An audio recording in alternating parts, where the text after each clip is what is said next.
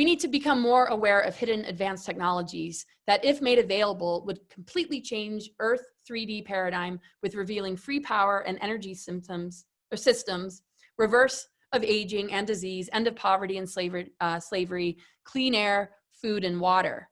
So there are hidden advanced technologies that can help with all of this. And any sort of advanced technology that can help us to purify our air, our food, our water, the earth elements, and connect with, you know, free energy and the reverse of aging and disease are actually technologies that are connected with our true DNA potential and what cosmic and natural law is already encoded with. So advanced technologies that are benevolent aren't based in mind control or reversals or replacing our own innate abilities, because we ultimately are the most advanced technology. But what it might do is like help kickstart us. And then once we get in the flow of it and we kind of like get back into remembrance, then we begin to upgrade, and our dependency on anything outside of us begins to cease. So the benevolent technologies would be a temporary thing to get us kind of back in the right flow and circulation in order to be able to step into it and begin to do it ourselves. So clearly there's a war over consciousness, and that's just been going on for so long. And it's in just the galactic history that brought us to where we are today. And it really does come down to tyranny versus, you know, freedom. And it's so beyond politics when we're dealing with like a deep state, and we're also dealing with, you know, our personal liberties and our rights. And this is the biggest priority right now, is that we're not baited into, you know, the news and just these events that are taking place that are like really stealing from us. And so freedom has to come from within. No matter what's going on in the world, we can claim freedom within ourselves. We can determine that we have a free mind. We're able to think for ourselves. We're able to step back and ask questions and research and dig deeper. We're able to step back and face things that are, you know, less than comfortable, and have the freedom to explore what that means, you know, igniting our intuition, igniting our higher mind to give us the remembrance. So freedom is a choice, really. I mean, we have to claim it first within to see a world outside us kind of reflect it back. But as we see with these other agendas, it's wanting to do the opposite. So we don't want to get sucked into the AI system, which is generated by parasitic beings connected with those hybrid families who are pulling strings from behind the scenes. And again, you got to take what resonates and leave the rest. You might not agree with everything I'm saying. And I don't find like anger when somebody doesn't agree with me. And this is what I find so interesting. The ones that get really angry and belittling and insulting when you don't feel the same way as they do, that's a clear red flag that they're not connected with truth, because truth is not cruel.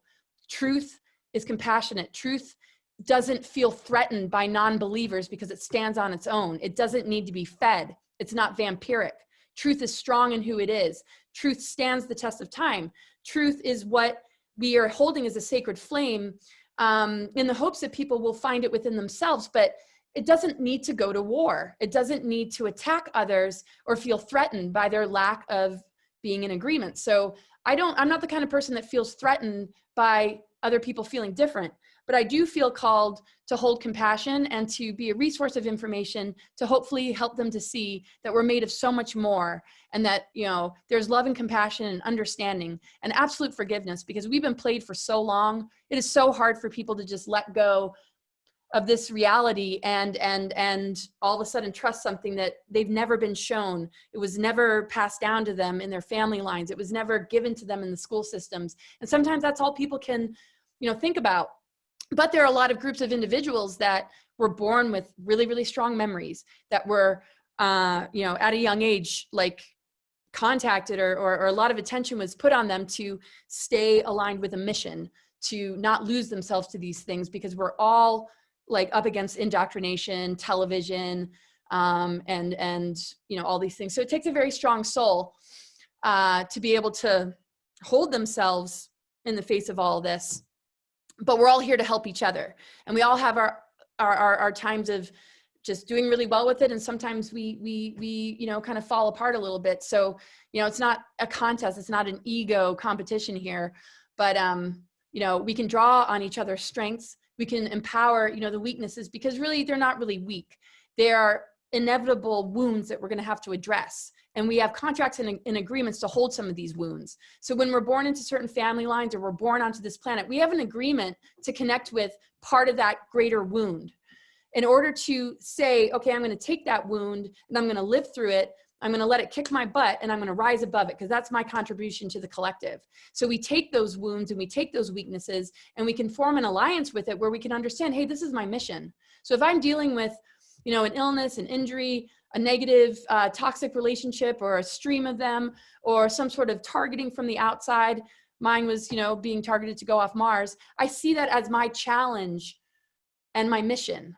I'm here to overcome it, to help humanity. I'm not here to be victimized by it. I'm not here to be crushed by it. I have an agreement to it because this is where I'm going to set myself free. Because in the face of something trying to take away my own personal rights to be on the timeline I want to be on and be a sovereign being, that threat or that force that wants to pull me away from it is going to remind me to rise into more of who I am in the face of it. And so we need to remind each other. And there's a lot of people out there that, you know, are going to benefit from our strength and our example when we take those adversities in our life, when we take those patternings that we might have experienced from our parents or some of the traumas from our childhood and past lives that we're still trying to recover from. And we step into that spirit warrior mode, knowing that we came here to overcome it because we weren't going to escape being born into some kind of wound, whether it's personal or collective. We can't escape the collective wound. But this is where we need to like empower ourselves. Most light warriors and starseeds are born into very, very difficult circumstances because they are rising above it and bringing a lot of souls with them that might not know how to set themselves free otherwise. And that's because of the net, because we don't have direct connect with our higher consciousness as easily as we could. But if we're coming from different places in the timeline where we remember what life is like outside of the net, you know, those are the people that have come to Earth to break through. And this is what this window time is all about. So it's not just doing the inner work. We're also in a significant time in this window period where, you know, this is absolutely available. And that's why we're seeing just, you know, everything getting a little bit more intense right now. And I'm sorry, my slides aren't like more colorful or well put together, but hopefully, yeah, New World Order versus Ascension. And Ascension is the kind of thing that like gets confusing for people. We can't lose Ascension without having some sort of loss of self. I mean, this is available to everybody. It's not just for a chosen few. I mean, but it's a self-discovery. I mean, Ascension is switching on dormant strands of DNA, understanding the fullness of like all that we are. We're multidimensional beings. Ascension is blossoming into that. Ascension is moving through the mind control and the ancestral patterns and the societal programs and all that kind of stuff and reaching into way more of who we are.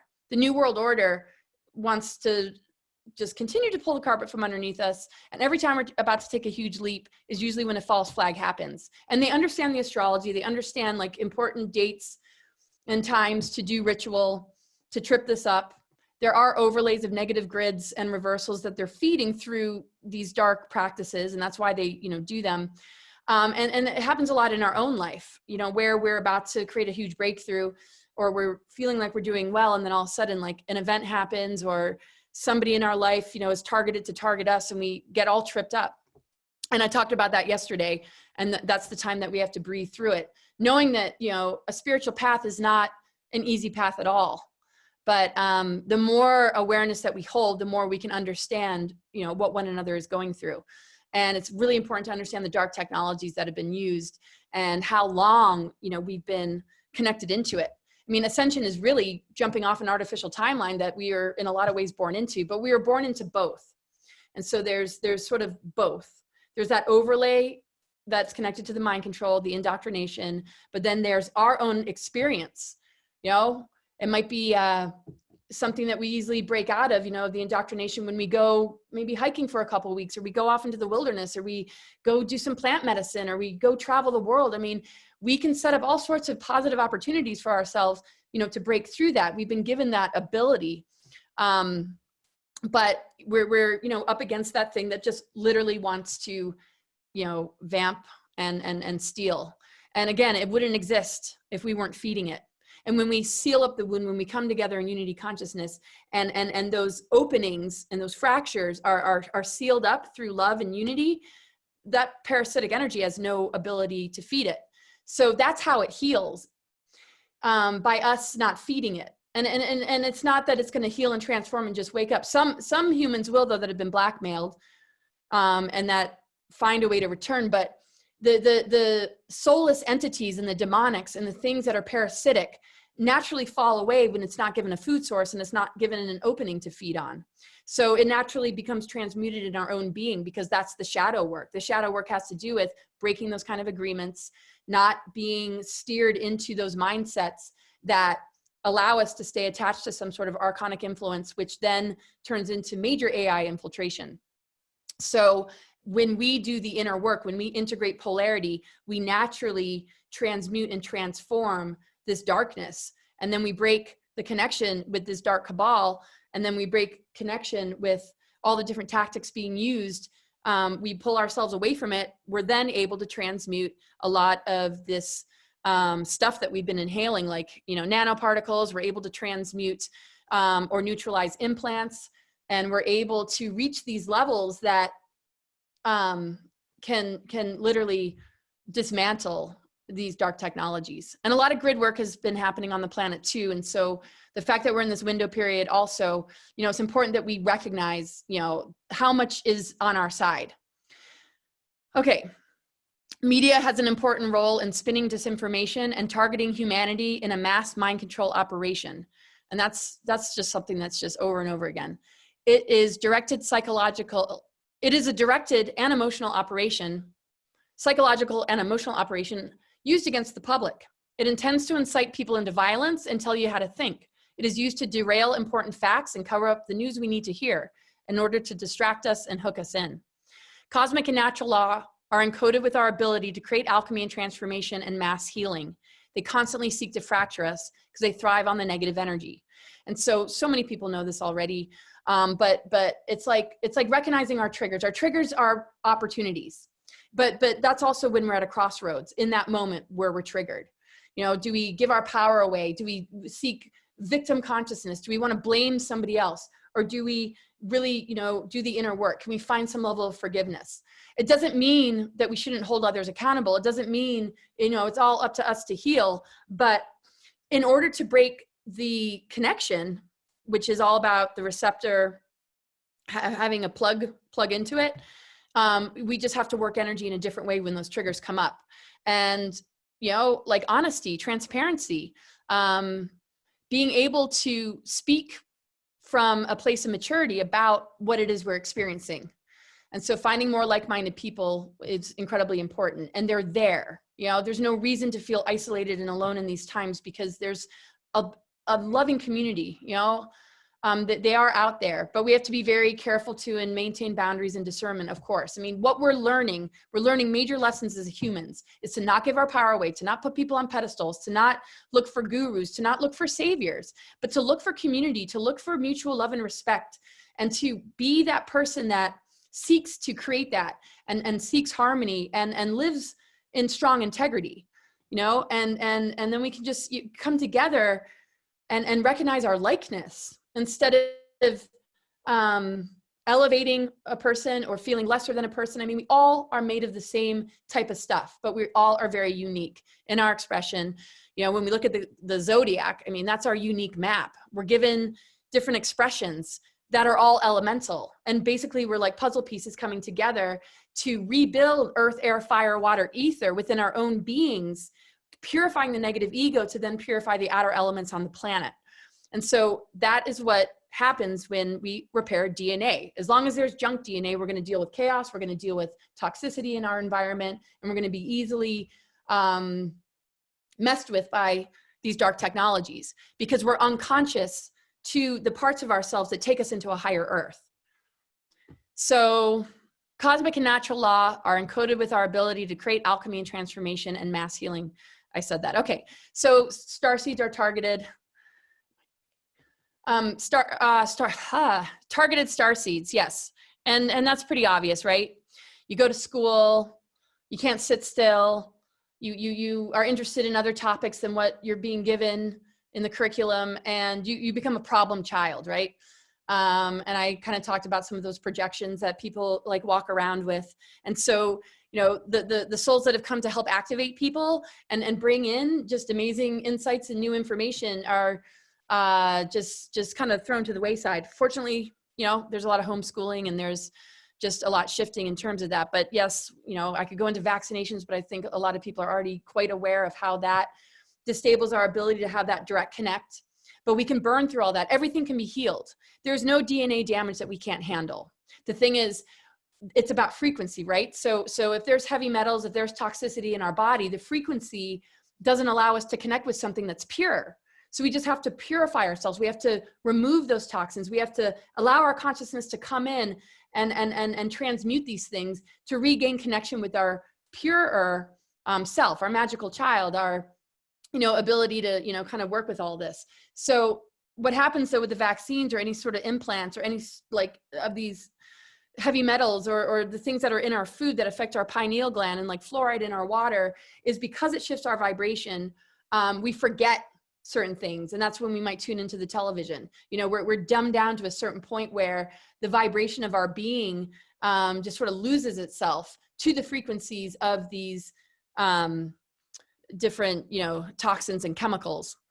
But, you know, if we recognize that, that's when we can begin to do something about it. Just like an addict, if they recognize they have an addiction, if they want to do something about it, they've already done the hard part. So if a person, you know, can recognize, wow, okay, I did get, you know, I did ingest a lot of fluoride when I was a kid, or I've been exposed to all these sort of different chemicals, you know, just that knowingness and saying, I know there's more to me, you know, people are going to be able to rapidly heal from this stuff because these implants and these heavy metals is what keeps us linked into the net.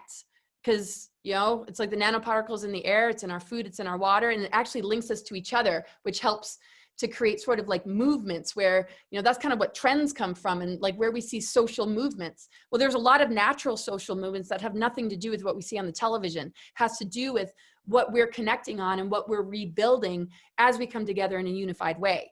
So the biggest thing that gets in our way is obviously the television. And I know a lot of us let go of that a long time ago.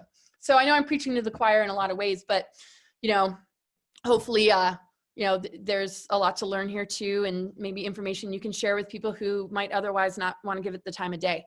Divide and conquer is super obvious, right? When the human race is divided, we are easily infiltrated and conquered, and parasites feed on unhealed wounds. So unhealed wounds are literally like very, very vulnerable to germs, parasites, right? I use sort of the metaphor of, which isn't a wound, but, you know, when we make a meal, if we leave a bunch of food out on the counter, it's going to attract germs. It's going to create mold. It's going to attract mice and rats, like things that aren't so pleasant. You know, we have to clean our physical space in order to have a healthy environment. So when our mental bodies become stuck in belief systems that don't serve us, that aren't a part of a greater circulation with our higher mind in the ether, those dead energies in our mental bodies and emotional bodies attract parasitic germs. And this is kind of what we're dealing with, is unhealed wounds in our emotional bodies, in our mental bodies, in our spiritual bodies, and then in our physical bodies, of course. But the laws and principles that we see in the physical plane are the same in these other levels of ourselves. So if we know that keeping a clean environment will keep the bugs and the germs away, you know, we have a spiritual immune system. So there's germs and bugs that are going to come to an environment that's not purified or not clear, that's holding on to something that doesn't serve it, that is stagnating or needing to be composted, right? So when we do energetic maintenance, we can imagine ourselves just letting something go, letting it compost into the soil, into the womb, into our own dark, to give it nutrients so that we can create new growth from our higher mind. So it's all a part of a alchemical process that our body is constantly capable of doing, but mind control absolutely stunts our growth. And our inability to accept certain adversities and misunderstand them or fear them is also what stunts our growth. So basically, the mind control of society is built to stunt our growth.